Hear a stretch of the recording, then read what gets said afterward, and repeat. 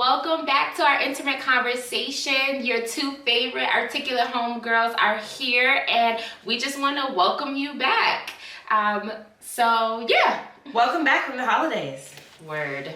It's been crazy, right? So, like I said, your articulate homegirls.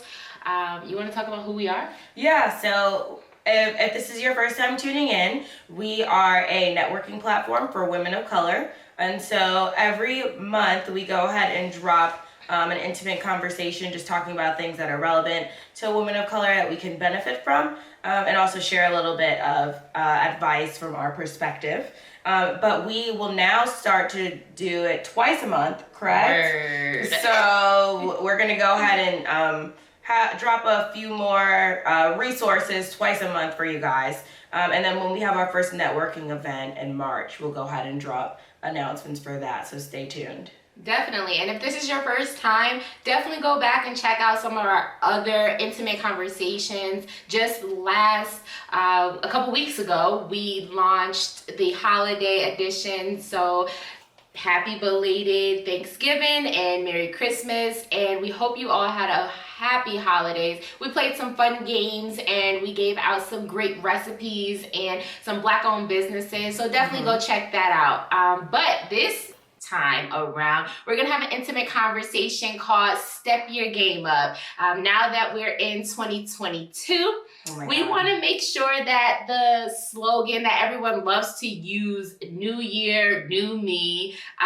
Jade, I was actually on the phone with my friend Sydney right before we started recording, and she was just saying, oh my God, I saw on the internet how they said it's gonna be the same year, same you, if you don't do something different.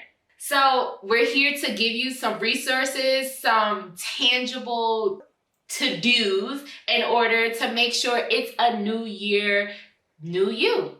I was not expecting you to say that about the meme. You know what? I'm scared to ask you what you expected from me because I feel like Jade knows I am educated and well-mannered, but she's always expecting my ratchet to come out. Well, I saw this meme that was like, New year, new you, Jesus, Taekwon, Christ, we don't care. And I was just like, oh my goodness, Taekwon. You know what? My fellow articulate homegirls, I do care, okay? So I'm glad it wasn't that one that you were going to share with us. Right, I do care. But you know what? At this point, it's time to get down into the nitty-gritty. You ready? Yeah, I'm ready. Y'all ready? Before we start, I have a surprise for Jade. Jade knows I do not like surprises. Let's play a game. So I have so many questions in my head all the time. And I'm actually going to throw it back to like my first relationship. I would ask him so many questions. And I didn't know that I asked so many questions, but when we were talking, we were hanging out with some friends and I was just conversing with him. And then one of his friends cut in and was like, is this a conversation or a damn interview? Because I was asking him. Or an interrogation. I guess, because I was asking him so many questions, but I never realized that about myself. So you know what? Do you watch Insecure? Can we wait, don't spoil anything. I'm only on season 4. Name drop who? No. The ex? No. He's married now. No. No, can we like name drop like popular brands like that? Oh, I think so. Okay, so Insecure. What about it? Unless you're gonna say something negative. No. Then the last episode that I watched, I didn't finish the season. They did this thing called the hat game, and though you don't have a hat in your hand, it's a jar. It has questions in it, just like their hat did. Yes. And they said it could ruin friendships. Well, you guys will be seeing it first. So, and I am not prepared for this, guys. This is impromptu. This is the hat game with my utensil canister. So, go ahead and just pull one out. Do I say it or do you say it? I'll say it. Okay. Okay, you got a good one. Yours is safe. Okay. There's some really good ones in there, but what did you want to be when you grew up when you were a kid? See, this one's a safe question. Oh, I always wanted to be a lawyer. And I thought I would be a really great defense attorney. And I really still love shows like Miami PD and Law and Order and like, all of those. So I really wanted to be a lawyer. And what inspired you to want to be that? It's like Claire Huxtable.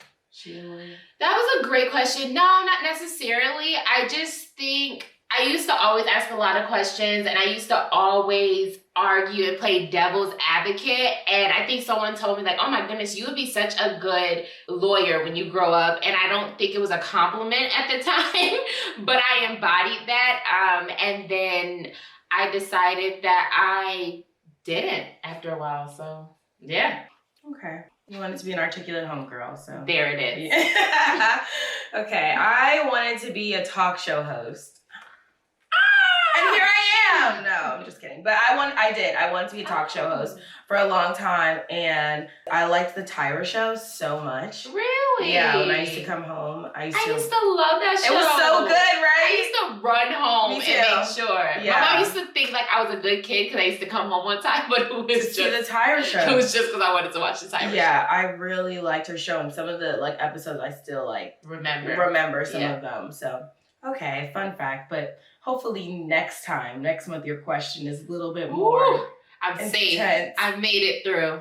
You did good. Good job. I appreciate it. Well, it's time to get into the nitty gritty. It is time to pull out your notepads, iPads, all of that, and let's get started. All right, so as I mentioned, we are going to be giving you step-by-step how to get to 2023 and feel like you succeeded, right? One of the main things that I have learned, and as a woman of faith and as a transparent woman, I wholeheartedly believe in this statement in the scripture, write the vision, make it plain. And what that means is in some way, shape, or form, you have to write down what you dream, what you envision, what you want to come to pass, right? And so that can be in the form of the one thing that we all love to do is the vision board, right? Yeah. You cut out stuff from a magazine, you put it on a poster board, and you call it your vision board. But there's so many other ways to get to that same goal and to manifest what you want your year or your month or your next 5 years to look like. So you can always create a vision board digitally or physically. Some people, and you have to know yourself, some people like to physically see it on their wall every day that they wake up, right? Some people say that works, like the power of, manifestation. Yeah, well, I mean, if you see something every day in the back of your head, it just starts to become your life. That's what Jim Carrey said. He said he wrote himself a check for $1 million. And he became a millionaire. Yeah, I'm gonna do that. But I don't have any checks. I'm gonna put $2 million for inflation. Right. That part. No, but that's good. Yeah. You have to write it down, because how many times, I don't know how many thoughts we have in a day, and there's obviously science out there, so go look it up.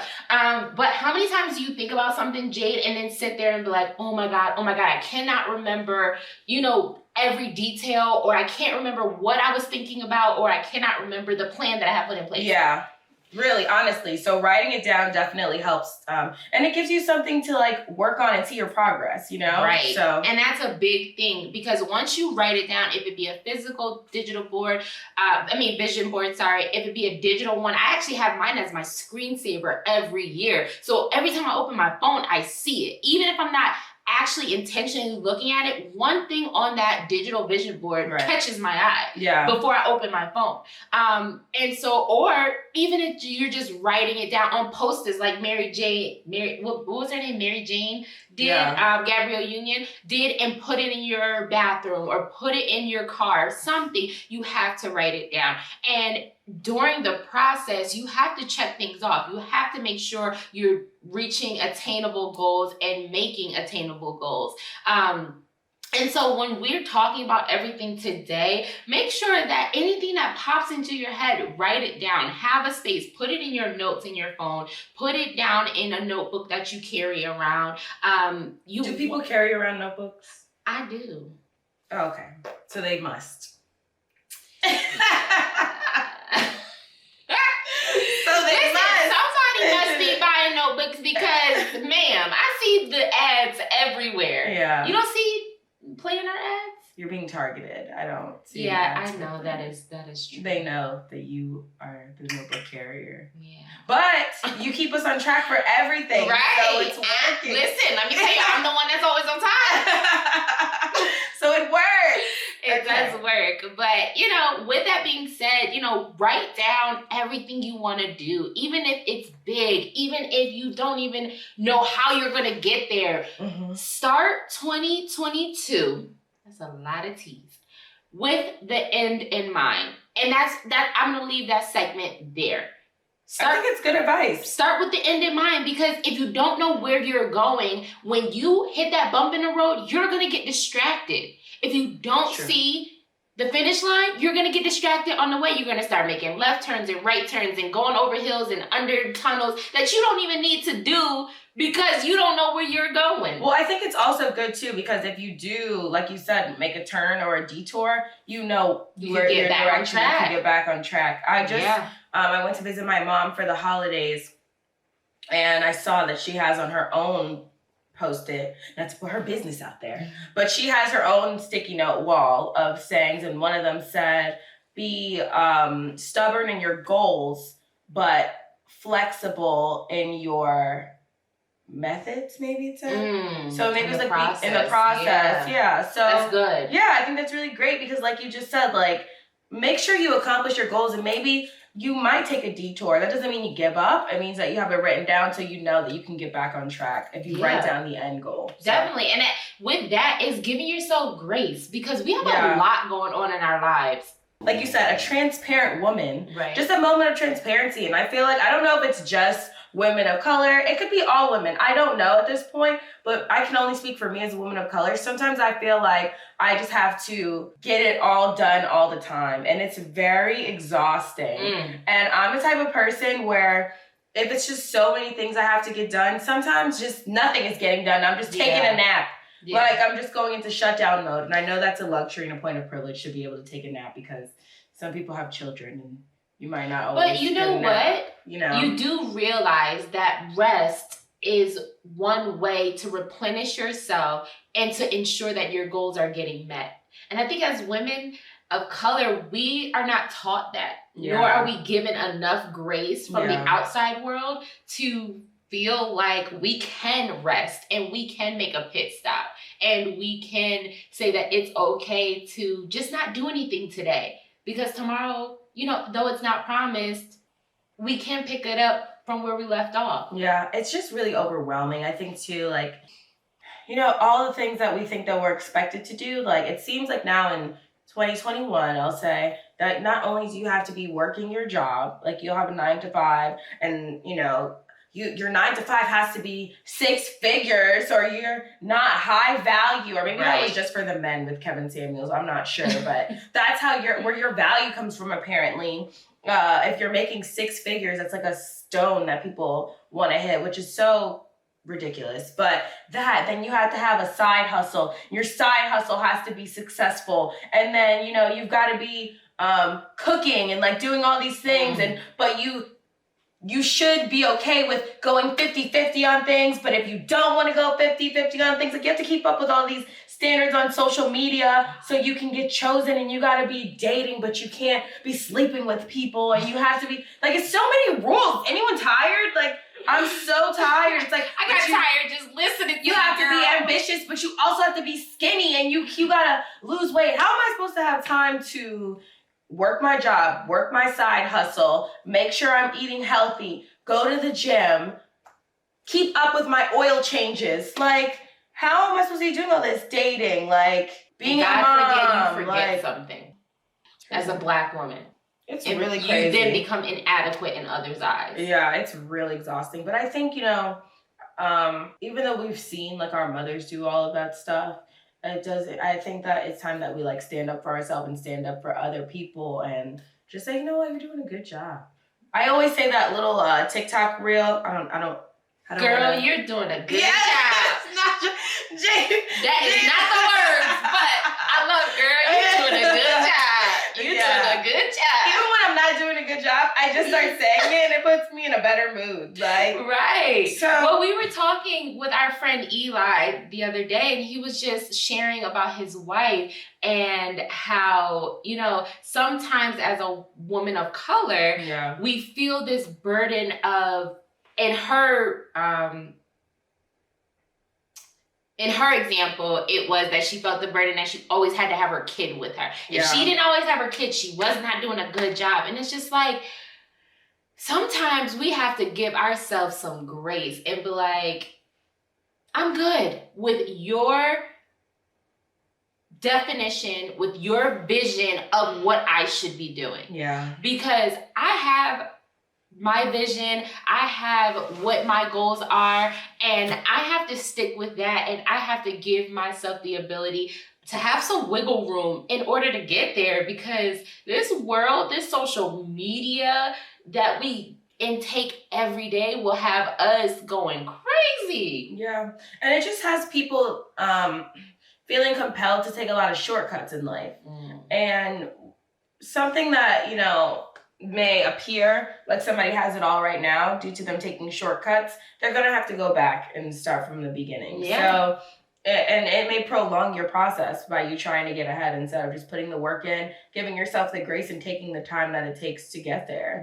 So I think that's something really important to know, that you might see people doing it all, having it all, but it is social media. You really don't know what it is that they're doing. You really don't know their actual situation. Right. You might see them on, you know, social media with all this glamour and all these things they have to offer, and they may live in a house with 10 people. They may not even have a house, you know?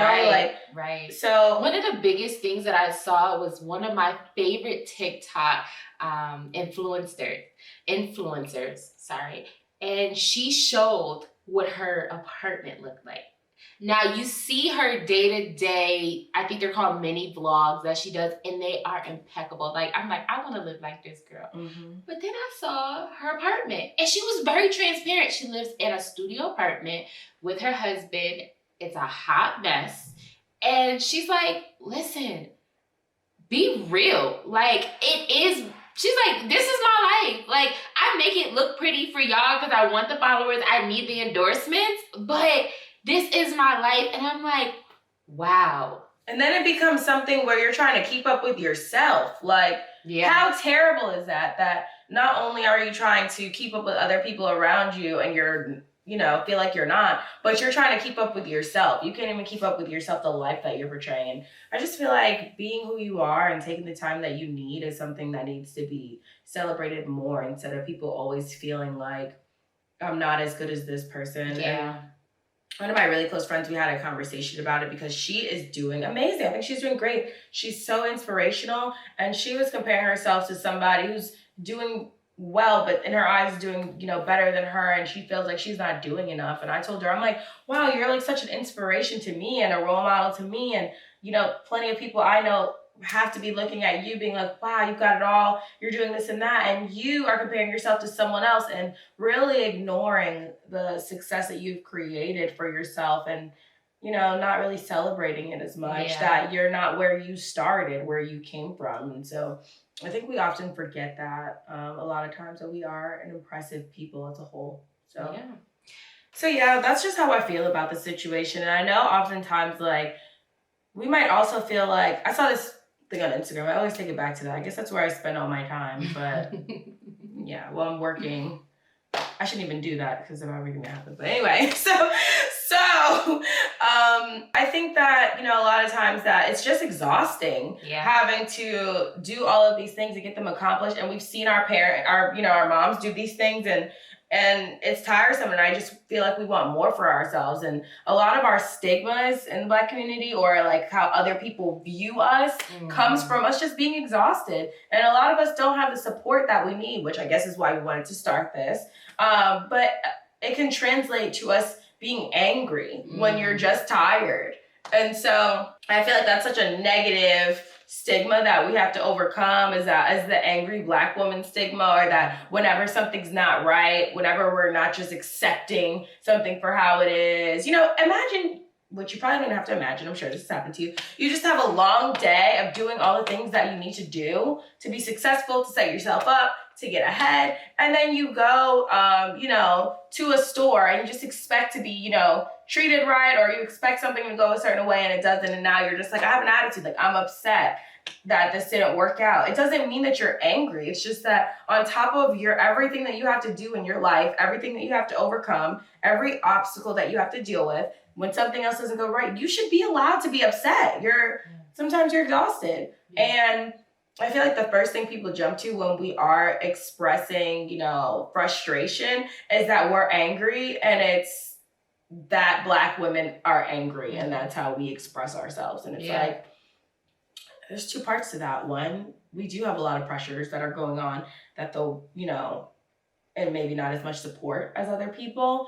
And two, we're tired. And when you're tired, you don't always have the best reaction off the gate. So I think maybe what we can do is just give each other grace. Definitely. And understanding. So at least we have that form of support, And I know it's just not women or women of color that are watching our intimate conversations. So, I charge you, if you are not a woman, if you are a male, or if you're not a woman of color, to use the emotional intelligence that you have developed in your life in order to give grace to those you are interacting with.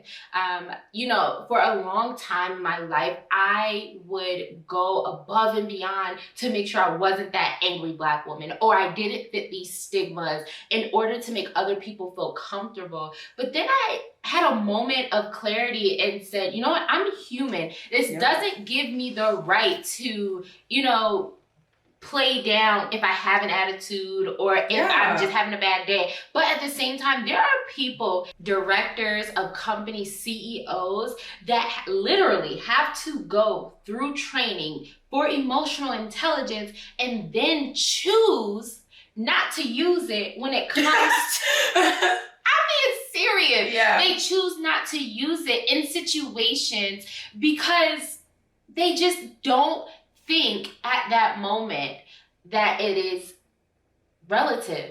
Well, I think what you said is really important, that people don't realize that it is tiresome having to even force make yourself appear non-threatening so other people can be comfortable instead of suppressing your emotions. Yeah. And I think a lot of that comes from our skin kind of being political, which I feel like is so unfortunate and tiring, and people don't really realize how draining that is, to have your skin always be something even when you voicing your opinion, it's oh, well, you just want to feel like that because of things going on in the media, and this doesn't really happen, and things like that, and downplay how you really feel about things. So you might want to smooth things over and just, try to be neutral and not express yourself as much, just so that you don't, have to bring people into that when you're just trying to live your life.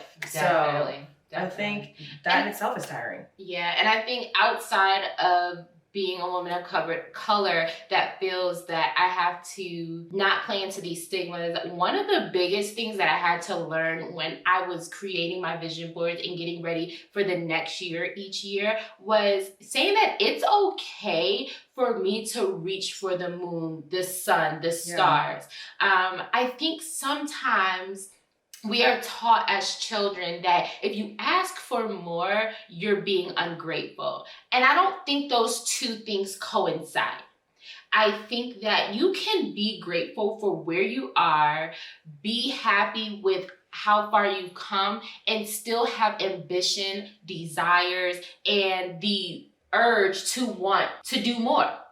And so I think that at this point in my life, I have come to the realization that I'm grateful for everything that God has blessed me with. I'm grateful for everything I have been able to accomplish, but darn it, I want more. Yeah, and I know a lot of times that I've heard this, people are like, oh, I don't want to do that. It's going to be more responsibility, or I don't want to do that. They're not going to hire me to do that because I'm Black, or I don't want to do that because then all eyes are going to be on me. They're going to be waiting for me to make a mistake. There's just a lot of pressure that we put on ourselves.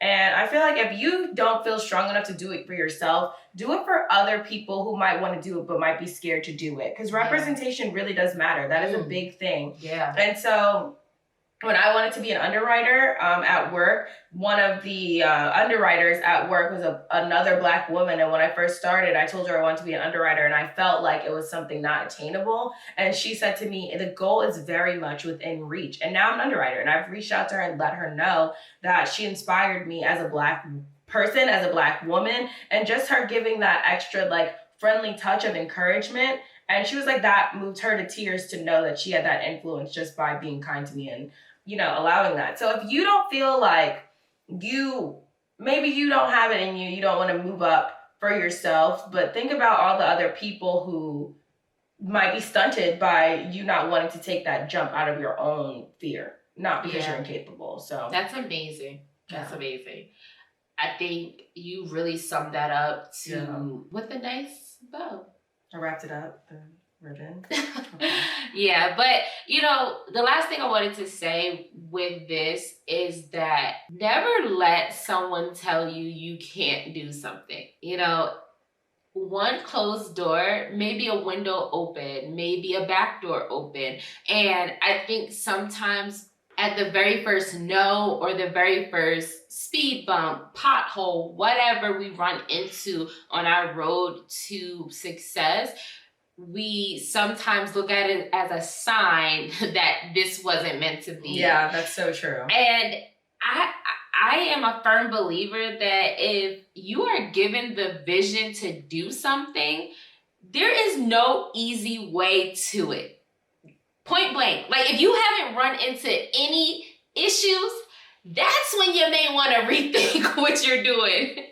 I think that there's going to be something that's going to stop you. The world that we live in, that it is what it is. And so as a Black woman, I want to say to you, go for it, do it, no matter what. Put your heart in it, put your soul in it, put your back in it.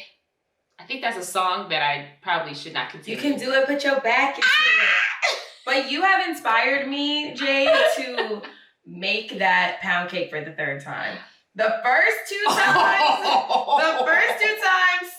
it didn't go right. And now I understand that if I got it right on the first try, it wouldn't even taste as good.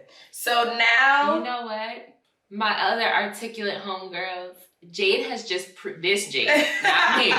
She has just proven that failure at some stages in your success just show you how to appreciate your success even more. Because if she would have cooked that pound cake to perfection the first time, she wouldn't appreciate it. I think there was something wrong with your oven, though. I still don't think she's going to be able to cook this pound cake. I think there's something wrong with your oven. And the thing is... She tried to blame my oven, y'all. The thing is, I don't appreciate all the people on Instagram talking about, let me see it. No. So I'm trying to see my pound cake. I'll post it when I'm ready.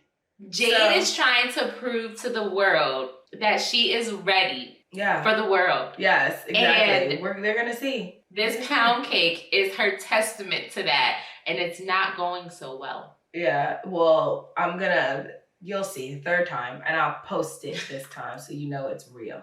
So yeah, I started getting into baking as a form of self-care. Really? Yes. That's amazing. Well, the initial form of self-care was that I took 10 days off from work.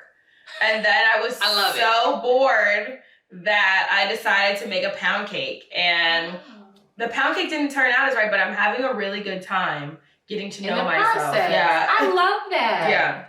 Now that you've shared that, I can't make any more jokes. So, yeah, I'm enjoying that. So I think that self-care is really important. And it's not always the traditional self-care that we think. And when we were just talking on our break, when we were discussing, our next segment, Moment of Transparency, we were talking about who was going to take over self-care. And I was like, I don't even do anything for self-care. And it's so untrue. And Jay just pointed out how many things I just did of self-care yesterday. So I'm going to talk about that it's not always the traditional form of self-care. Because when I think about self-care, the image that pops into my mind is a bubble bath. That's and I good. guess that's what you do for self-care? No, I actually don't even use my garden tub that I forced my husband to make sure I had in my home. Well, that's not the only image of self-care. So. My image is a spa day. Oh, okay. But it doesn't even help me with self-care. But I'll get to that. Go ahead. Sorry. so we definitely have to dig into that because I don't see how a spa day doesn't help you self-care. Although I really don't like getting my nails done. It takes I'm impatient and I can't text while I'm doing it and I can't work while I'm doing it. So I'm not really into getting my nails done. But I think that what I do for self-care is I do have a massage membership, which I think is good, and I think that goes into the traditional forms of self-care. But I use my HSA to pay for it. So that's amazing. If other people are like, I want a massage membership, maybe they don't want to pay for it directly out of pocket, you can talk to them and see who offers HSA. But I also do IV hydration therapy infusion, which is really good. It's an IV bag, kind of like when you're at the hospital and they give you an IV bag, but it has plenty of vitamins, so you can get magnesium, zinc, calcium, vitamin D, vitamin B, vitamin C, the B complex, a bunch of things infused into you so that you make sure that you're having those vitamins, that self-care, that hydration. And honestly, I just enjoy sitting there quietly to myself, having those moments. And I did the Epic Hangover. That's the one I did at Hydrate Medical. That's where I go in Charlotte. So, and it also comes with just an oxygen infusion. So I had the oxygen infusion and it was 2 liters of water. So honestly, I think it's great. I would highly recommend that to anyone. And it's a really great form of self-care. And I just feel happier after I go. So it doesn't always have to be the traditional bubble bath is what I was definitely. No, you're right. I think when it comes to me and why I said the spa day doesn't necessarily constitute as self-care for me is because in order for me to count it as self-care, I had to learn that it actually has to help me to decompress. And so my definition of self-care is to take out of my mind anything that is going to bog me down. One of the main issues that I have is not being able to sleep at night. Wow. Because I'm always thinking of the things that I need to do that I haven't done. And oh my God, I'm just not living up to what I said I was going to do. And I'm not the good friend and I'm not the good sister. And oh my goodness, I haven't talked to my mom today. It gets very overwhelming and I don't get to rest. And rest is actually what helps me and it's self-care for me. So even when I'm at the spa, I'm still thinking about everything that... I'm sorry, I'm thinking of all the times you randomly bust out into a nap, and that's probably because you're not sleeping at night. So now you can't make fun of me. I'm going to post some pictures of Jade. I have caught Jade in plenty of slumbers anywhere, but they're always just 5-minute naps. Anywhere, because I'm so exhausted all the time. But so my self-care is making sure that I empty out my mind before I head to the next thing. So before I even go to the spa, I literally have to do a journaling session. And a brain dump? Yes. So that is my self-care. So I enjoy shopping. I enjoy getting my nails done. I enjoy going to the spa. But if I don't do the brain dump or the decompressing or the intentional moment of making sure that I'm relaxed, nothing else matters. And so I think making sure that you understand who you are and what you need in order to refill yourself is what is going to constitute what you need to do in order to make sure that you're taking care of yourself. Because if you don't feed yourself and make sure that you are rejuvenated and rested and revitalized, you are unable to feed others because you have nothing left to give. Yeah, it's true. And that's a major thing for me because, you know, I have to make sure I have enough in me in order to give out. And one of my biggest things this year that I want to do more of is philanthropy. In the past, I have done things with my church, you know, feed the hungry and give socks to the homeless and blankets. I make sure that I empty my closet out every year and I give it to a women's shelter, not just Goodwill. Though I would get a tax credit with Goodwill, I want to make sure that someone doesn't have to pay for what I already paid for, you know? Yeah, I think that that's really great that you said that. We should do, I think we talked about this briefly. We're going to do more articulate homegirls philanthropy events. So we'll post when we're going to do them. And if you guys want to come out and meet us there, we can, you know, tackle that together. I just saw a really good segment on the news, I want to say, about homelessness. And some of the key takeaways, I just want to brain dump it here and just share it because you just brought this up and it just correlates.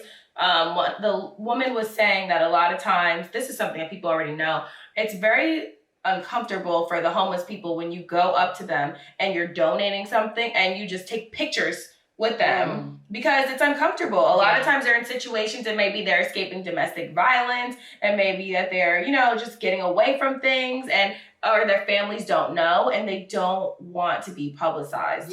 Number one. And then some of the things she said people often do is just give them food. Just put a plate out the window and give them food. And it's so much more to homelessness than that. She said some really important things they need, of course, socks, always. But those blankets, those they kind of look like aluminum foil. I don't know if they're called like shock blankets. Those are really good for them for, you know, nights. Even when they're in states that are warmer, it still gets cold at night. Temperatures do drop. So that's really good for them to have. They can always fold it up and carry it with them. She was saying those are, you know, really good things to think about donating. And she was also saying a lot of times, even like governors or mayors, when they try to tackle homelessness, their solution is to just put them in a home, like put them in a house, give them shelter. And she was saying a lot of times people, when you've lived on the street, just immediately going into a dwelling, they'll feel like the walls are closing in on them. So it's not always a solution of where people need to be in a house. They just need to feel safe. And something that we can do as people is just have a conversation with them to make sure that they feel safe and that they feel seen. And we all know what that feels like to want to feel seen. And the homeless are one of the most vulnerable populations that we often ignore. So I think just making them feel good, if you don't have the resources to donate, just, you know, having a conversation with them, she was saying is really touching to them and they really appreciate that. So not to cut you off. No, you did not. That was amazing. It just came to me. I had to deliver that message. So I love it. And, you know, there's some great things in Charlotte that are Black owned that are giving back to our community. So I have a list of those that we're going to put down below our YouTube video. So I would urge you, if you don't know right offhand what you want to do in 2022 to give back once you refuel yourself, check out those links. Check out, you know, what people are doing locally. Make sure that you're giving back in some capacity. You know, we're here for each other. Like, it still is true. It takes a village. It really does. Not just to raise a child, but it takes a village to continue on and just press on. In this day and age, you know, we get so isolated. We get so structured in our day-to-day that we forget about those that are around us. And sometimes we just need to step back and see what we can do to help and lend a helping hand. So, you know, we urge you to try something new and to try to give back in some way. And we are definitely going to put something together before our next event to make sure that we can all give back together.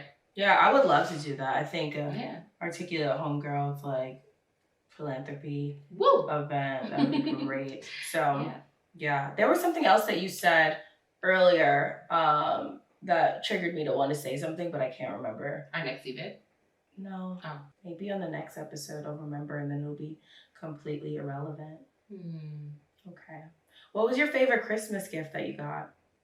I got a Nike sweatsuit, which was absolutely amazing. Really? Why was it so amazing? I don't know, because I've never had like a matching Nike sweatsuit that actually goes to my ankles.